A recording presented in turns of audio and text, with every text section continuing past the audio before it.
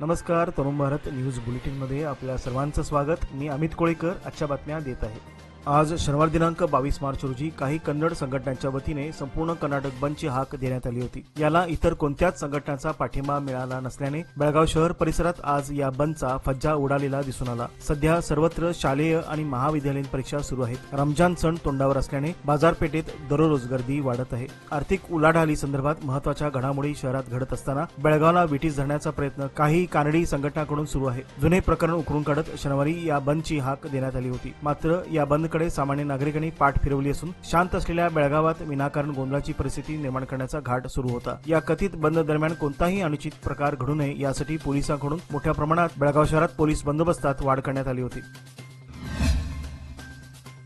रमजान हा इस्लामी धर्माच्या अनुयायांसाठी महत्त्वाचा महिना आहे। याच अनुषंगाने बेळगावात मुस्लिम बांधव मोठ्या उत्साहात रमजान हा सण साजरा करत आहेत। मध्यवर्ती बस स्थानकाकडून सुरू होणाऱ्या खडे बाजारची बाजारपेठ विविध वस्तूंनी भरून गेली आहे। प्रत्येक दुकानदाराकडून रमजान सणानिमित्त ग्राहकांना आकर्षित करण्यासाठी अनेक प्रकारच्या वस्तू विक्रीस मांडल्या आहेत। सायंकाळी खडे बाजार हा रस्ता संपूर्णपणे विद्युत रोषणाईने उजळून निघतो आहे। पावला पावलावर शाकाहारी तसेच मांसाहारी पदार्थांचे अनेक स्टॉल्स येथे मांडण्यात आले आहेत। तसेच विविध गृहोपयोगी वस्तू, स्त्री पुरुषांसह लहानांसाठी उत्तम दर्जाच्या कपड्याचा मांडलेला बाजार आपल्याला इथे पाहायला मिळतो आहे।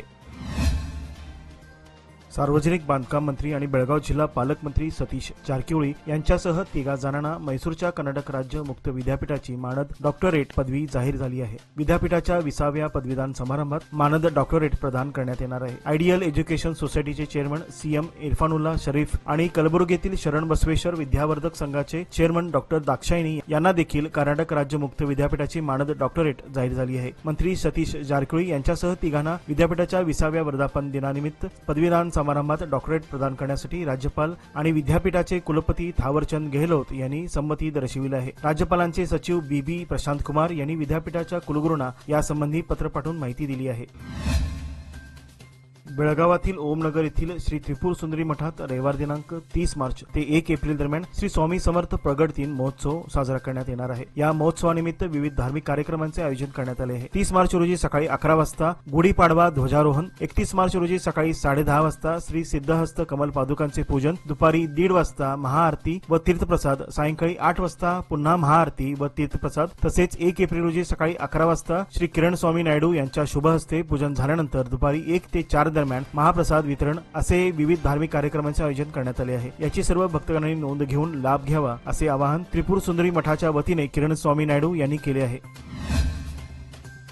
बेळगाव परिसरात घडत असलेल्या अप्रिय घटनांना गांजाची नशा कारणीभूत आहे। सहजपणे उपलब्ध होत असलेल्या गांजामुळे बेळगाव परिसरात अनेक दुर्घटना घडत आहेत। त्यामुळे गांजाची विक्री व वापर थोपवण्यासाठी पोलीस दलाने उपाययोजना करण्याची मागणी विश्व हिंदू परिषद व बजरंग दलाने केली आहे। पोलीस आयुक्त याडा मार्टिन यांची भेट घेऊन त्यांना निवेदन देण्यात आले। बेळगावातील शेट्टी गल्लीमध्ये जैन बांधवांच्या तर्फे मूळा नक्षत्रावर देवी पद्मावती देवीचा जन्मोत्सव शनिवारी 22 रोजी साजरा करण्यात आला। यावेळी सकाळी देवीचा पाळणा झाल्यानंतर मंदिराला प्रदक्षिणा घालून पूजा करण्यात आली। त्याचबरोबर सकाळपासून विधिवत पूजा अर्चा, कलश पूजन तसेच 24 तीर्थंकर आणि पद्मावती देवीला अभिषेक करून पुष्पवृष्टी करण्यात आली। त्यानंतर दुपारी महाप्रसादाचे भक्तांना वाटप करण्यात आले। यावेळी मोठ्या संख्येने भक्त या सोहळ्यात सहभागी झाले होते। Asmita Creations presents Golden Voice of Belgavi Little Champs 2025 District Level Karaoke Singing Competition. Grab this opportunity and win exciting prizes with trophy. Auditions on 23rd and 24th March. Time 10 AM to 6 PM. Venue Chandan Building, Bhagyanagar, First Cross near Hari Mandir, Angol, Belgaum. Last date of registration on 22nd March. For more information contact 7619391426. आरोग्य व कुटुंब कल्याण मंत्री दिनेश गुंडूराव हे रविवार दिनांक 23 मार्च रोजी बेळगाव जिल्हा दौऱ्यावर येत आहेत। सौंदत्ती येथे होणाऱ्या आरोग्य मेळाव्याच्या उद्घाटन कार्यक्रमात भाग घेणार आहेत। रविवारी सकाळी बेंगळूर येथून आंतरराष्ट्रीय विमानतळावरून सकाळी 9 वाजता हुबळी येथे आगमन होणार आहे। त्यानंतर 10:30 वाजता सौंदत्ती येथील तालुका क्रीडांगणावर होणाऱ्या आरोग्य मेळाव्याच्या उद्घाटन कार्यक्रमात ते सहभाग घेणार आहेत। घरोघरी दररोज तयार होणाऱ्या कचऱ्याची उचल करण्यासाठी महानगरपालिकेची घंटागाडी नियमितपणे बेळगावात कार्य करत आहे। दरम्यान पालिकेच्या आयुक्तांनी सूचना केल्याप्रमाणे ओला व सुका कचरा स्वतंत्ररित्या विघटन करून स्वच्छता कर्मचाऱ्याकडे देण्याची विनंती वजा सूचना नागरिकांना दररोज करण्यात येत आहेत। मात्र रोज रोज ओला आणि सुका कचरा कोण देत बसणार, यापेक्षा गल्लीच्या कोपऱ्यावर किंवा नजीकच्या उघड्या परिसरात टाकण्यास लोकांनी सुरुवात केली आहे। आपलं घर स्वच्छ झालं म्हणजे काम झालं, या संभ्रमात ही मंडळी वावरताना दिसून येत आहेत। सध्या ही परिस्थिती वडगाव येळ्ळूर रोड येथील केली हॉस्पिटल शेजारी आपल्या घरातील कचरा लोकांकडून टाकला जात आहे। त्यामुळे या परिसराला कचरा डेपोचे स्वरूप प्राप्त झाले आहे। प्रसंगी येथील नागरिकांना या परिसरातून ये जा करताना दुर्गंधीचा सामना करावा लागत आहे। त्याचसोबत हा कचरा शेजारील शेतात उडून जात असल्याने येथील शेतकऱ्यांना याचा नाहक त्रास सहन करावा लागत आहे।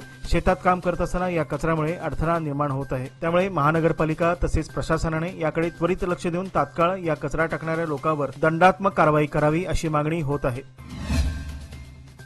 चंदगड विधानसभा मतदारसंघातील रस्ते व पुलांच्या कामाचा आढावा महाराष्ट्र राज्याचे सार्वजनिक बांधकाम मंत्री शिवराजेंद्र भोसले यांच्या अध्यक्षतेखाली आढावा बैठक घेण्यात आली। यावेळी चंदगड विधानसभा मतदारसंघाचे आमदार शिवाजी पाटील हे उपस्थित होते। यावेळी मंत्री शिवेंद्रराजे यांच्याशी चर्चा करून चंदगड मतदारसंघातील रस्ते व पुलांच्या कामांना गती मिळावी अशी विनंती करण्यात आली। यावेळी कोल्हापूर सार्वजनिक बांधकाम खात्याचे प्रमुख अधिकारी उपस्थित होते।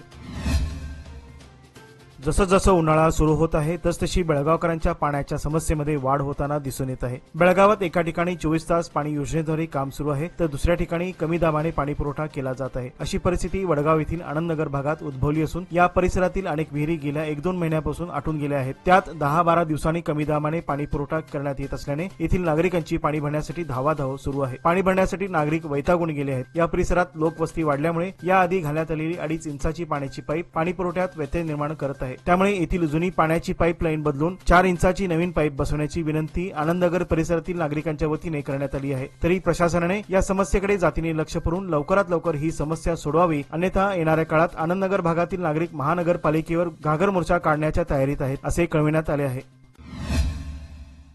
लोकमान्यच्या मुदत ठेव योजना म्हणजेच सुयोग्य कालावधीत सर्वोत्तम व्याजदर। आता तुमच्या गुंतवणुकीवर मिळवा 10.60% परतावा। अधिक माहितीसाठी आजच संपर्क करा 1800212405। लोकमान्य, प्रत्येक पावलावर तुमच्या सोबत। योजना फक्त सभासदांकरिता, नियम व अटी लागू।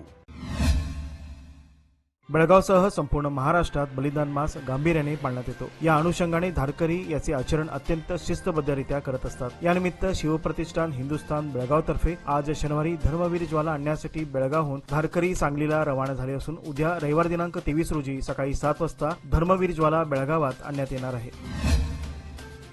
शेतकऱ्यांचा विरोध असताना पोलीस बंदोबस्तात जमखंडी तालुक्यातील कवडगी येथे कृष्णा नदीतील पाणी विजापूर जिल्ह्यातील बसवेश्वरला देण्यास प्रारंभ करण्यात आले आहे। याचे तीव्र पडसाद उमटत असून जमखंडी तालुक्यातील चिक्कपडसलगी येथे राज्य रस्त्यावर शेतकऱ्यांनी निदर्शने सुरू केली आहेत।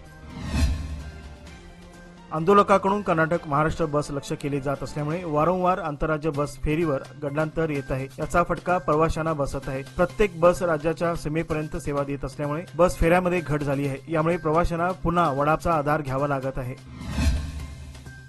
खानापूर तालुक्यातील बिडी येथे पिसाळलेल्या कुत्र्याच्या हल्ल्यात एक लहान बालिकेसह 3 जण जखमी झाल्याची घटना गुरुवारी घडली आहे। या कुत्र्याच्या हल्ल्यात घरासमोर खेळत असणारी आराध्या रमेश काळे वय वर्ष 5, निदा समशेद वय वर्ष 10 आणि लक्ष्मी काळे वय वर्ष 50 या 3 जणांना भटक्या व पिसाळलेल्या कुत्र्यांनी हल्ला करून चावा घेतल्याने ते गंभीर जखमी झाले आहेत।